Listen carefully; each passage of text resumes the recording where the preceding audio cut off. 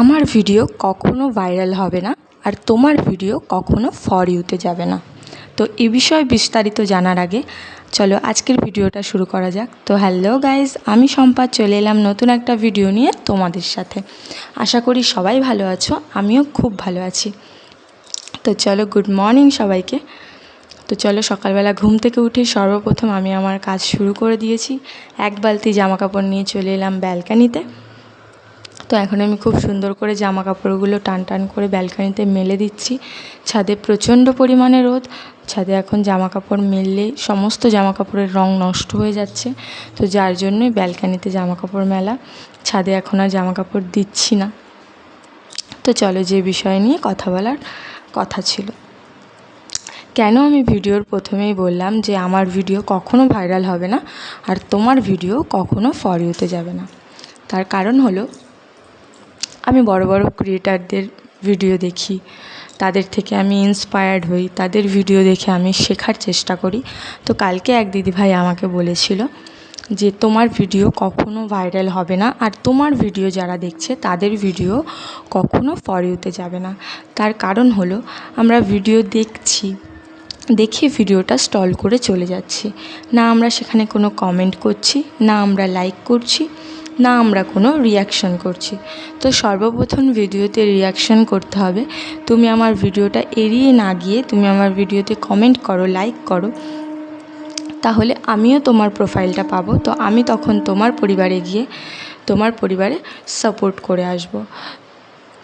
তো গাইজ, সবাইকে এটাই বলবো, যারা নতুন, অনেকেই আমার মতো ভিডিও করছো, আমি নতুন ভিডিও করছি, অনেকেই আছো যারা আমার মতো নতুন ভিডিও করছো, তারা আমার এই ভিডিওর কমেন্ট বক্সে এসে কমেন্ট করো, লাইক করো, ইচ্ছে হলে ফলো করতে পারো।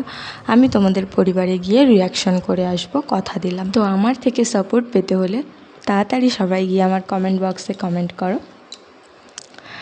তো যাই হোক, সকালবেলা ঘুম থেকে উঠেই সর্বপ্রথম জামা কাপড় মেলে দিয়ে জল ভরে তারপর আমি এখানে একবারে ফ্রেশ হয়ে চলে এলাম ঘরে।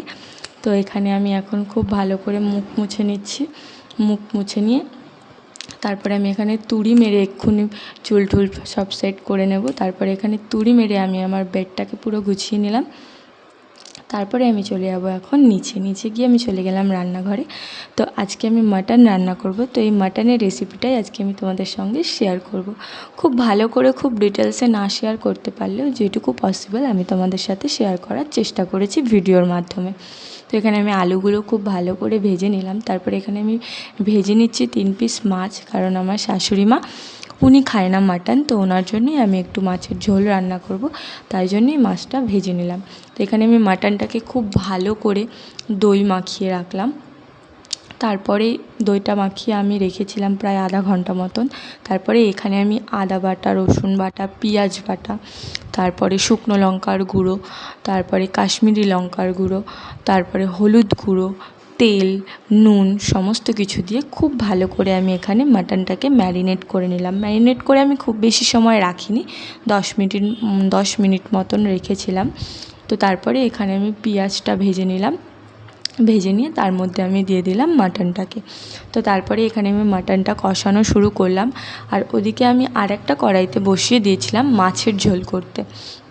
তো এখানে আমি মাছের ঝোলের জন্য তেজপাতা, শুকনো লঙ্কা, জিরে ফোড়ন দিয়ে তার মধ্যে আমি মাছের ঝোলের আলুটা দিয়ে এখানে আলুটা খুব ভালো করে আমি ভেজে নিচ্ছিলাম। তারপরে ভাজতে ভাজতে তার মধ্যে আমি দিয়ে দিয়েছিলাম টমেটো। তো টমেটো দিয়ে এদিকে আমি মাছের ঝোলটাও রান্না করছিলাম, ওদিকে আমি মাটনটাকেও কষিয়ে নিচ্ছিলাম। তো ভালো করে মাটনটাকে কষিয়ে নিয়ে তারপরে আমি দিয়েছিলাম মাটনটাকে প্রেশারে। তো সেই ক্লিপটা আর নেওয়া হয়নি, প্রচণ্ড পরিমাণে গরম ছিল, যার জন্য আমি খুব ঘেমে যাচ্ছিলাম, ওটাই আমি তোমাদেরকে দেখাচ্ছিলাম। তো তারপরে এখানে আমি রান্নাবান্না করে একেবারে কমপ্লিট করে চলে এসেছিলাম। তো তারপরে এখানে আমি একটু গান অন করে দিয়েছিলাম, একটু মিউজিক অন করে দিয়ে তারপরে এখানে বসে আমি একটু রিল্যাক্স করছিলাম। সারাদিন সমস্ত কাজ করার পর একটু মিউজিক অন করে এই জায়গাটায় বসলে আমার ভীষণ ভালো লাগে। তো আজকের ভিডিওটাই অবধি। তো ভালো লাগলে অবশ্যই লাইক, কমেন্ট, শেয়ার। তো টাটা গাইজ, সবাই ভালো থেকো।